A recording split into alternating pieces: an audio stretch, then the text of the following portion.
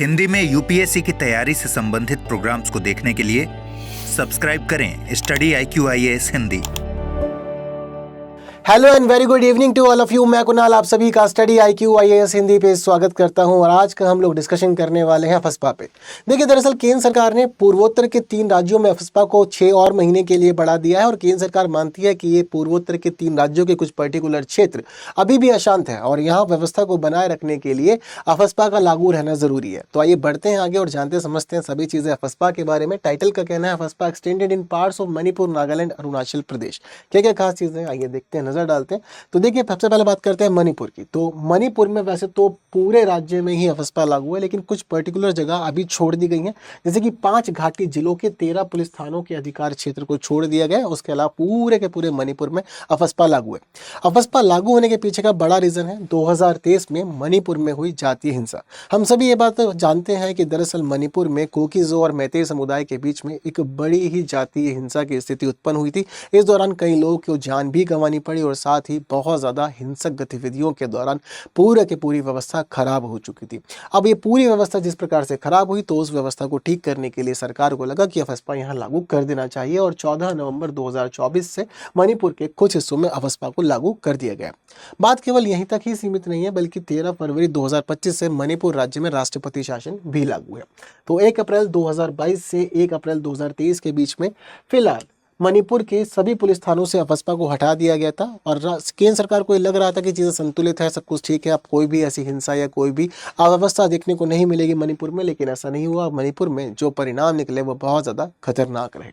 हालांकि मणिपुर में अफस्पा 1981 से ही लागू रहा है और हम ये देखते हैं कि जब केंद्र शासित प्रदेश मणिपुर को 1972 में राज्य का दर्जा दिया गया था, उसके लगभग कुछ समय के बाद से चीज़ें बिगड़ने लगी थी और फिर सरकार को 1981 में यहाँ अफस्पा को लागू करना पड़ा, जो काफ़ी लंबे समय तक चला था। बस बीच में जब 2022 में छूट दी गई, तो उसके बाद फिर हमने देखा कि 2023 में ही क्या क्या चीज़ें नकारात्मक रूप से हमारे सामने आई हैं। तो ये है पूरी मणिपुर की स्थिति। अब 6 और महीने के लिए एक्सटेंड किया गया।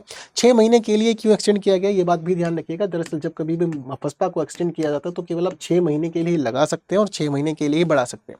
और आपको लगता है कि 6 महीने के बाद फिर भी स्थिति अशांत ही बनी हुई है और चीज़ें कंट्रोल में नहीं आई है, तब आप फिर दोबारा इसको 6 और महीने के लिए एक्सटेंड कर सकते हैं। यानी कि हर 6 महीने पे इसको रिव्यू किया जाना होता है कि क्या अभी भी ऐसी ही परिस्थितियां कि अफस्पा रहना चाहिए या नहीं रहना चाहिए। अगर चीज़ें ठीक लगती तो अफस्पा हटाया जा सकता है, अदरवाइज अफस्पा के तहत चीज़ों को आगे कंटिन्यू कर लिया जाता है। दूसरी खास बात है अफस्पा के मामले में नागालैंड की। तो नागालैंड के 9 जिलों के कुछ क्षेत्रों को लगाया गया है फिलहाल अफस्पा के तहत विस्तार, और साथ ही 5 जिले कोहिमा, मोकोकचुंग, लोंगलेंग, वोखा और जुन्हेबोटो के 21 पुलिस थाना क्षेत्रों को अफस्पा के तहत फिलहाल 6 महीने का विस्तार दे दिया गया। तो 9 जिलों के कुछ हिस्से शामिल हैं और साथ ही 5 जिले, इनके अलग अलग 21 पुलिस थानों के क्षेत्रों में अफस्पा का विस्तार 6 और महीने के लिए हो गया। साथ ही अरुणाचल प्रदेश की स्थिति भी यही है कि अरुणाचल प्रदेश में 13 चांगलांग, लोंगडिंग जिलों और साथ ही नामसाई जिले के नामसाई, महादेवपुर और चौखाम पुलिस थानों के अधिकार क्षेत्र में आने वाले कुछ अलग अलग क्षेत्रों के मामले में 6 और महीने के लिए विस्तार दे दिया गया। और तीनों को विस्तार देने के पीछे का बड़ा कारण क्या, अशांत क्षेत्र। सरकार ने जो नोटिफिकेशन जारी की है, उन नोटिफिकेशन में यही कहा है कि देखिए दरअसल ये अभी भी अशांत क्षेत्र हैं और इसी वजह से जरूरी है कि इसमें 6 और महीने के लिए अफस्पा को एक्सटेंड कर दिया जाए। इतनी बातें तुमने समझ लिया। थोड़ी सी बातें हम अफस्पा के बारे में भी जानते हैं। तो देखिए अफस्पा होता क्या है, सशस्त्र बल विशेष शक्तियां अधिनियम। ठीक है, तो दरअसल यहाँ पर शक्तियां रहेगा, तो सशस्त्र बल विशेष शक्तियां अधिनियम 1958 अफस्पा है। तो ये एक एक्ट है हमारा और साथ ही ये 1958 में हमारे देश में आया। तो इसका उद्देश्य क्या होता है, जब कभी भी सरकार ये पाती है कि कोई भी क्षेत्र अशांत है और उस जगह पर व्यवस्था को मेंटेन नहीं किया जा पा रहा है, चीज़ें गड़बड़ा गई हैं, तो क्षेत्र को शांत करने के लिए और चीज़ों में व्यवस्था को मेंटेन करने के लिए ज़रूरी होता है सरकार को, फिर सरकार वहाँ पर अफस्पा लगाए। तो कोई भी जो अशांत क्षेत्र होता है, चाहे वहाँ सशस्त्र विद्रोह हो रहा हो या फिर गंभीर अशांति फैली हुई हो, वहाँ चीज़ों को संतुलित करने के लिए सरकार अफस्पा लगा सकती है। और इस दौरान सेना और अर्धसैनिक बलों को कुछ विशेष खास शक्तियाँ दे दी जाती है, जिसका इस्तेमाल करके वो यहाँ पर शांति व्यवस्था को मेंटेन करते हैं। सबसे पहले इसको नागालैंड और पूर्वोत्तर में लागू किया गया था और बाद में 1990 में इसको जम्मू कश्मीर में भी विस्तार दिया गया था। तो इस प्रकार से अफस्पा लगा था।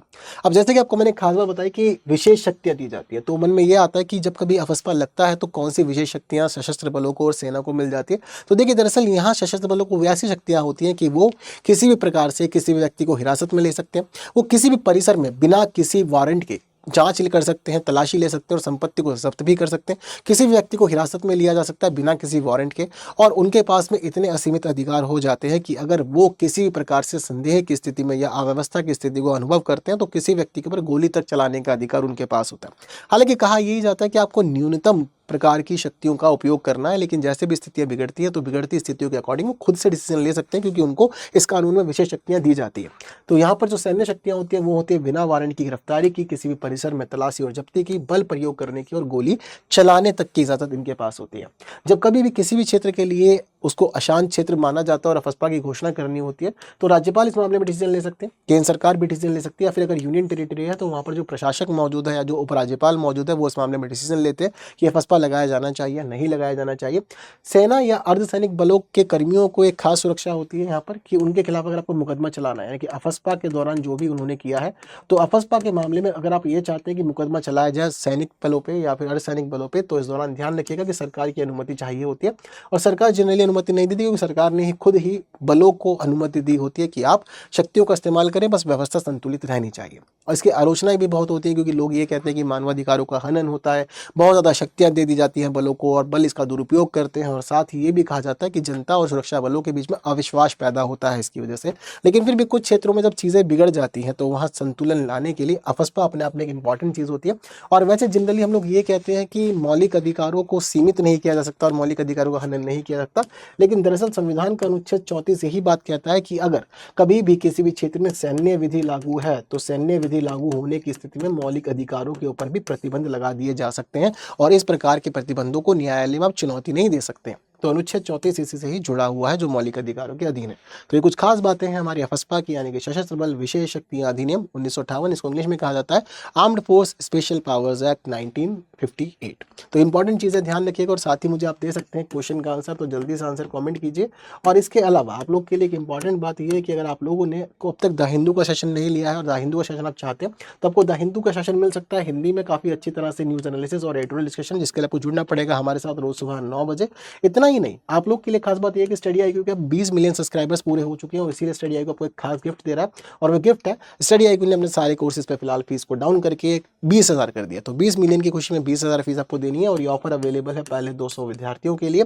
KL लाइव कोड अगर आप यूज़ करते हैं तो KL लाइव कोड यूज़ करने से आपको ये खास डिस्काउंट मिल जाएगा, जिसकी अवधि है 30 सितंबर तक। इसके अलावा आप जुड़ सकते हैं मेरे साथ टेलीग्राम, इंस्टाग्राम, फेसबुक और सभी प्लेटफॉर्म पर, और साथ ही QR कोड स्कैन करके पहुंच सकते हैं टेलीग्राम चैनल पर जहां हमारा डिस्कशन होता है। तो फिलहाल इस वीडियो कीजिए शेयर, जिन्होंने लाइक नहीं किया लाइक किए बिना कोई नहीं जाएगा, और बाकी की बातों के लिए जुड़े रहें हमारे साथ, ऐसे पढ़ते रहें, समझते रहें, आगे बढ़ते रहें। फिलहाल के लिए दीजिए मुझे विदा। Thank you so much. जय हिंद। हिंदी में UPSC की तैयारी से संबंधित प्रोग्राम्स को देखने के लिए सब्सक्राइब करें स्टडी IQ IAS हिंदी।